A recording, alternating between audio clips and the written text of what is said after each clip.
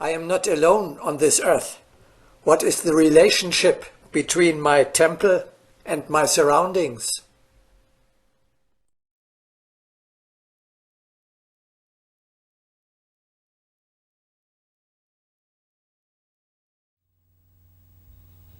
We are pioneers building a new land in the wilderness. You live in the diaspora. Your home is an outpost and stronghold of a higher civilization in the midst of a hostile environment, similar to the force of the white settlers on the land of the Indians. Your home and your place of work are part of the world of the future. The people who come to you must feel. Here is the new world. They enter your temple and should leave it elevated.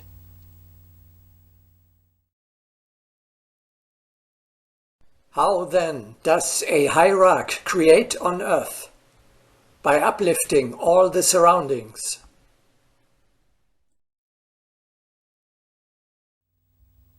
Missioning is not the path of Agni Yoga.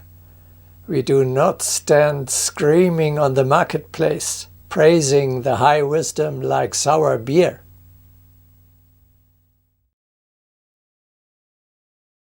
One cannot view without contempt the selling of the teaching in the bazaar at a discount. Learn to understand that the teaching, conscious of its knowledge, will not expose itself in the bazaar.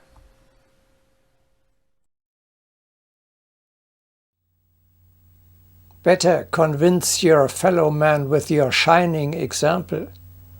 Show them a more beautiful, a more livable world in a clearly visible way. May your temple be a monastery for the salvation of the world, a magnet, the center of a movement that others can join. Most of the people are not bad and well aware that things cannot go on as before. They are full of the best intentions and looking for opportunities to participate in a new construction, but cannot find them. At the gates of the new world, the crowds gather, yet they do not perceive the access.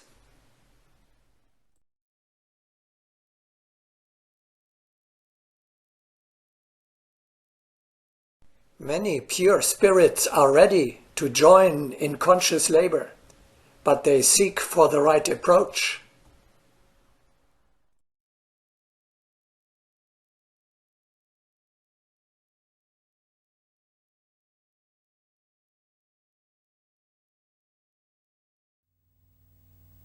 However, your relationship to your environment must also be described with the word fight.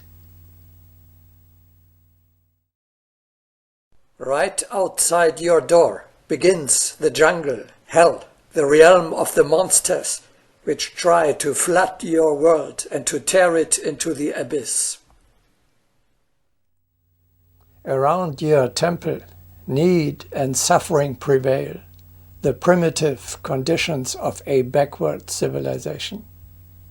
Your national territory with its higher culture must stand firmly and securely like an island of the blessed, like a lighthouse in the dark, and give people hope. As the Indians, the force of the white man, the surrounding chaos regards your sanctuary as an enemy which it wants to destroy, to absorb or to tear down to its level. You must be prepared to face constant attacks and to defend your fortress by all means. You absolutely have got to preserve the purity of the place and your personal dignity. The new construction can begin nowhere else but at the very lowest level. We are building our temple in the middle of the deepest swamp, in the hell of the terrible, hostile to the spirit, worldly conditions.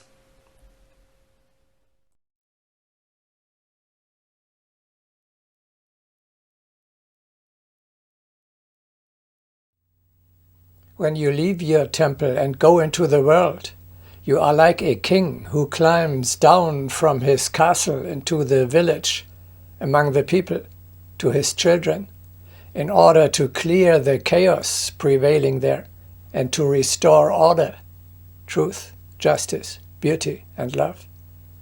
It is important that this concept does not just remain an abstract idea. You really have to identify with the figure in the white robe and act as a representative of a higher culture who descends into a world of darkness, ignorance, and barbarism in order to help and to improve life there. Your task is to raise your surroundings, in our example the Indians, as much as possible to the level of the higher civilization of the New World.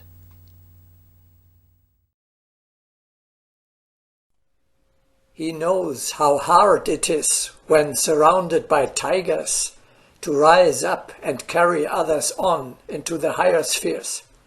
But this is the labor that must be performed by those who are launching the New World.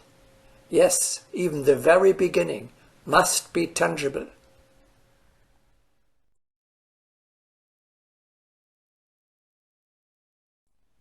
That is still a bit unclear. Are there examples from everyday life? A modern saint is the Japanese Mikao Usui, the founder of the Reiki healing method. He went to the slums of Kyoto to donate Reiki, that is, spiritual energy, in the language of Agni Yoga, psychic energy. In this way he restored to the poor and the sick their vitality and joy of being, which also improved their physical and spiritual condition. Likewise, you too may pass on your own fieriness to other people, whereby you spread the new immortal man. Likewise, through your own high vibration, you can raise the vibration of your surroundings, whereby you spread the new world. As we had already said in the broadcasting exercise Fiery Condition, this is the heroic deed of an Agni Yogi, which he performs on each day of his normal everyday life. Unlike Mikao Usui, you do not even have to go looking for people in distress.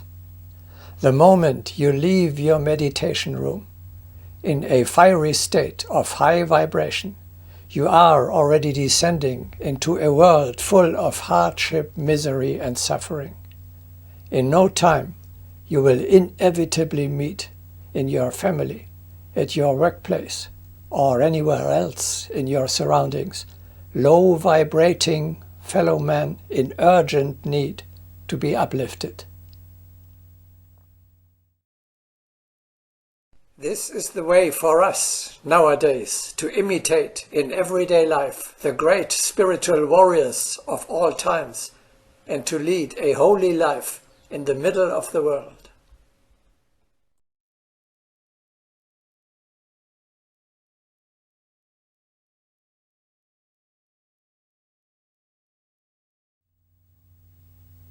You must learn to keep a certain distance from the people and the situation, and not to let anyone or anything get too close to you.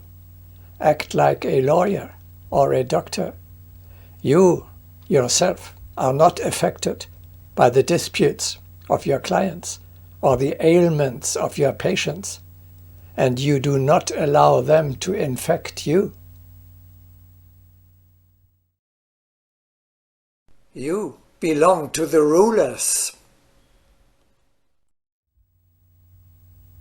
But do not despise anyone. Smile indulgently at your little brothers and sisters with their primitive habits. Help them improve their lives. Your motto is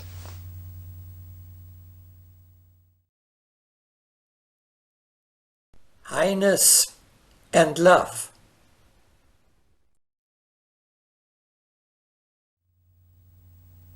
When the savages, to thank you for your worries and troubles, put stones in your way, annoy, mock, insult, cheat, slander, or humiliate you, or even tie you to the torture stake, you do not scream and rage, but keep the composure of Jesus on the cross.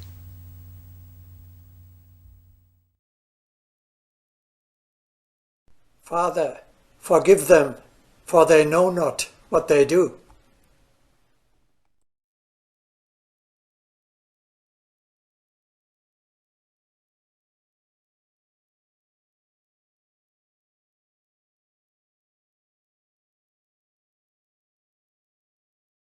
That what does not grow and gets greater is dead. Like any other living organism, the Federation Temple of Humanity and your personal temple as well are geared towards growth.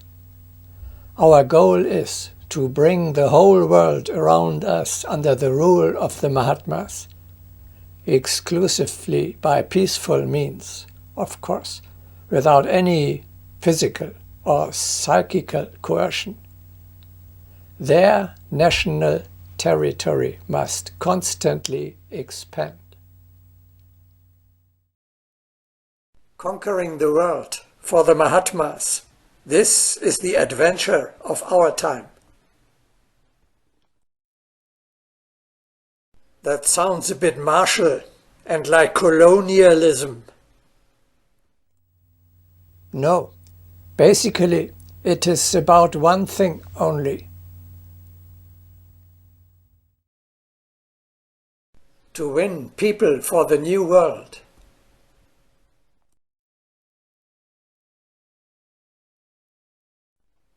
Under my banners will I assemble new men.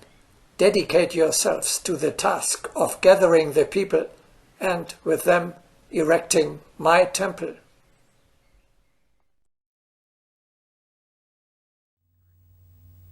We want to inspire people to live according to the same higher laws, manners, customs and traditions as they exist in Shambhala. Here again, succession is the magic word. Isn't that completely unrealistic? In my multi-story building are the statutes to be introduced that apply in the highest earthly sanctuary. No, the Mahatmas expressly urge us to imitate them. This is the only way to create a higher order on earth. People can imitate us, for each one can apply in life the principles of brotherhood. Only dark deniers speak about the absolute inapplicability of brotherhood on earth.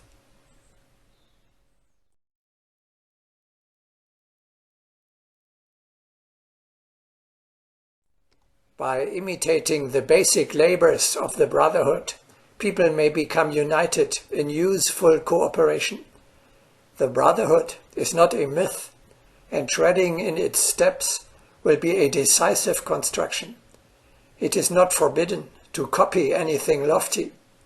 Placing before oneself a lofty task, it is possible to attain no small results.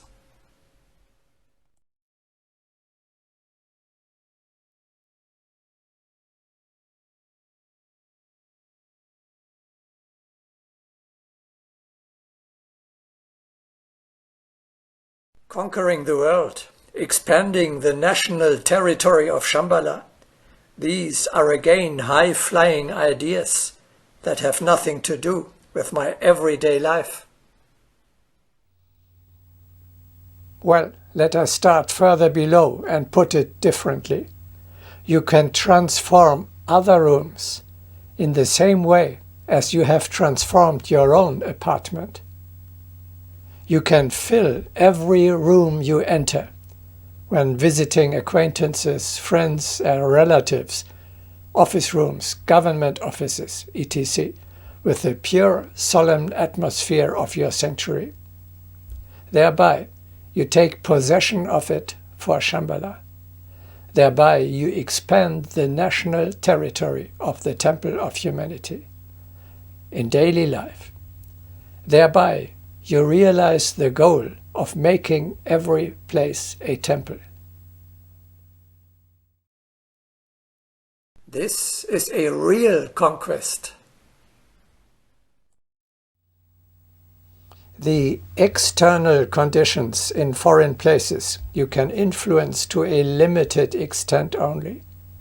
But the subtle atmosphere or backdrop, the background against which material life takes place, you can shape considerably everywhere and under all circumstances.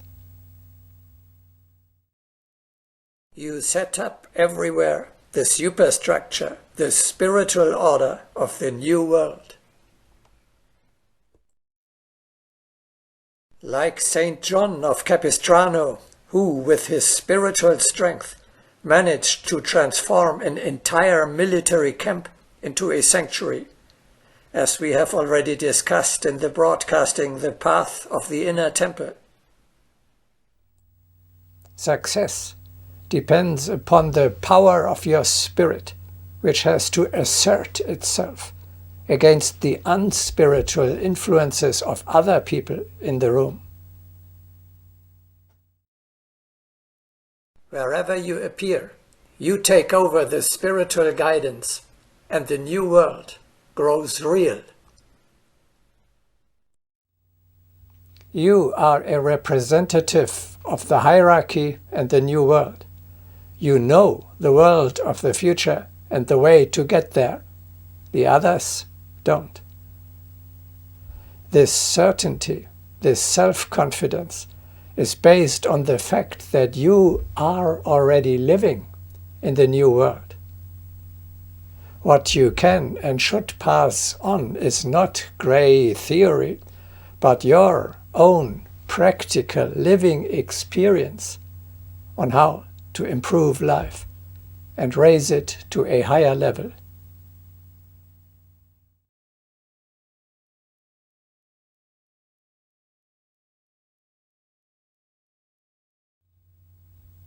It is of crucial importance that not only individual rooms become cornerstones of the Temple of Humanity.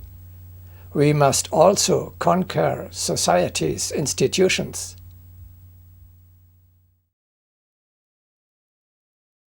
What is the real help for our work? Of course, in cooperating to build our institutions.